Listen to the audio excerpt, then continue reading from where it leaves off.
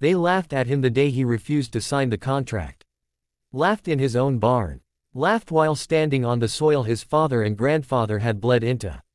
And in 1984, when the banks came like a storm and the papers they trusted turned into ashes, it wasn't ink that saved the farm, it was a handshake. Before we begin, I want you to hold on to something. Sometimes the world will call you foolish for protecting your values. If this story touches your heart even once, promise me you'll like this video, subscribe to the channel, and stay until the very end, because what happened in that small farming town in 1984 will remind you that integrity never goes out of season.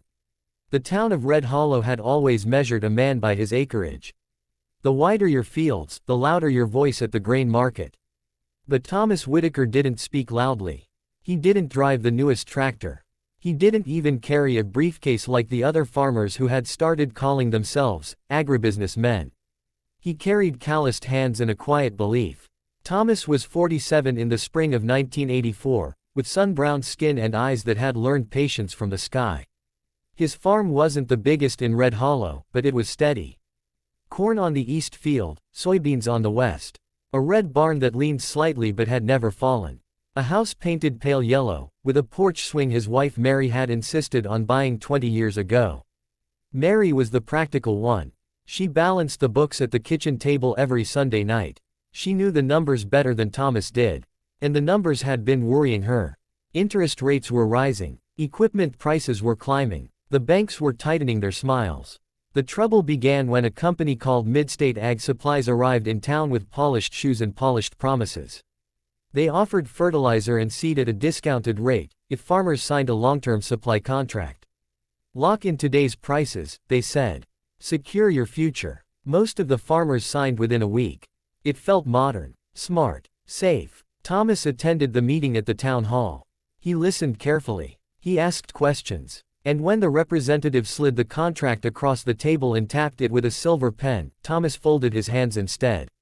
I don't sign contracts I don't fully understand, he said. The room went quiet. It's standard, the representative replied smoothly. Standard for who? Thomas asked. A few of the younger farmers shifted in their chairs. One of them, Dale Harris, who had recently expanded his acreage by taking out a large loan, chuckled loudly.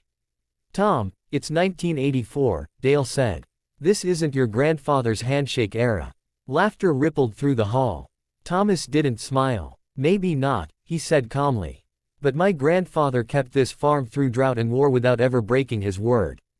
That's worth more to me than a discount. He walked out without signing. The laughter followed him like dust on his boots. At home, Mary didn't laugh. She worried. Tom, she said that night, her voice soft but firm, what if the prices rise? What if we can't compete? He sat at the table, turning his hat in his hands. If I sign something that binds us to terms we can't control, that's a bigger risk. Mary studied him. She had married a man who believed in soil and seasons. And she had learned that arguing with the seasons never worked. So they carried on. Spring planting came. Thomas bought his supplies from an old distributor 2 towns over. No contract, just an agreement sealed with a handshake and mutual respect. That distributor was an older man named Samuel Green. He had known Thomas's father. When they shook hands behind the warehouse, Samuel looked him straight in the eye. Your word's good enough for me, Tom. And yours? For me, Thomas replied. That year started well. The crops sprouted strong and green. But by midsummer, rumors began drifting through Red Hollow like heat waves.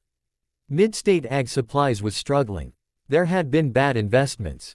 A shipment delayed overseas. A miscalculation in pricing. Something was wrong. Then the letter arrived. It came in thick white envelopes addressed to every farmer who had signed. The company was invoking a clause in the contract, one most had skimmed past. Due to market volatility, prices would be adjusted. Immediately. The discounts vanished overnight. Instead of saving money, the farmers now owed more than market value. Panic spread faster than a grass fire. Dale Harris stormed into the bank demanding an extension on his loan. The bank manager shook his head. Your debt ratio is too high. Other farmers gathered in small groups outside the grain elevator, reading the fine print with trembling hands. Some cursed. Some blamed themselves. Some blamed the company. But all of them had signed. Thomas stood among them quietly. Dale spotted him and scowled. You think you're smarter than the rest of us. Thomas shook his head. No. Just careful. Careful doesn't plant fields. Dale snapped. But careful did something else. It kept Thomas free. By harvest season, the strain was visible. Equipment was repossessed. 2 farms went up for auction. Families who had lived in Red Hollow for generations packed their belongings into trucks and left without looking back. Mary watched the for sale signs appear one by one and felt a chill. Tom, she whispered one evening, we could be next someday. He reached for her hand. Not if we keep our word and choose wisely. Then came the worst blow. Midstate Ag Supplies declared bankruptcy. The contracts were sold to a third-party collection agency, cold, distant, uninterested in community. They demanded payment in full. The bank began foreclosure proceedings on multiple farms. Red Hollow felt like it was collapsing. One November morning, Dale Harris showed up at Thomas's barn. He looked 10 years older than he had in the spring. They're taking it, Dale said hoarsely. The bank's taking everything. Thomas set down his wrench. When? 2 weeks. Silence hung between them. You were right, Dale whispered. We laughed at you. Thomas didn't respond to that. Instead, he asked, have you talked to Samuel Green? The old supplier. What can he do? Thomas wiped his hands on a rag. Come with me. They drove 2 towns over to Samuel's warehouse. The old man listened carefully as Dale explained the situation, his voice cracking. Samuel leaned back in his chair. You signed something you didn't understand. Dale nodded, ashamed. Samuel turned to Thomas. And you? I bought what I could afford, Thomas said. No contracts. Samuel sighed. These banks, they forget who feeds them. Then he stood up slowly. I can't fix the contracts, he said. But I can speak to the bank. I've known that manager since he was a boy. It wasn't a promise. It wasn't written. It was just words. But in that part of the world, words still meant something. Over the next week, Samuel made calls. He reminded the bank that foreclosing on half the town would destroy property values. He argued that restructuring loans would benefit everyone in the long run. He vouched personally for certain farmers, Dale included. And when the bank hesitated, Samuel did something even bolder. He offered to extend private credit, backed by his own assets, to help stabilize the worst cases. Why? Because 30 years earlier, Thomas's father had saved Samuel's warehouse from a fire by organizing neighbors with buckets before the fire department arrived. A handshake then had built trust that still stood in 1984. The bank agreed to renegotiate several loans. Dale kept his farm. Not everyone was saved. Some damage had been done too quickly. But the collapse slowed. The bleeding stopped. On a cold December evening, the farmers of Red Hollow gathered in the town hall again. This time, there were no polished representatives. No silver pens. Just tired men and women. Dale stood up. I owe someone an apology, he said, looking at Thomas. We laughed at you for trusting a handshake. Turns out, it was the only thing in this town that didn't break. The room was quiet. Thomas felt heat rise to his face. He wasn't a hero. He hadn't predicted the future. He had simply refused to sign what he didn't understand and chosen relationships over shortcuts. Mary squeezed his hand under the table. After the meeting, Dale approached him privately. Why didn't you say, I told you so? Dale asked. Thomas smiled faintly. Because next time, it might be me who needs help.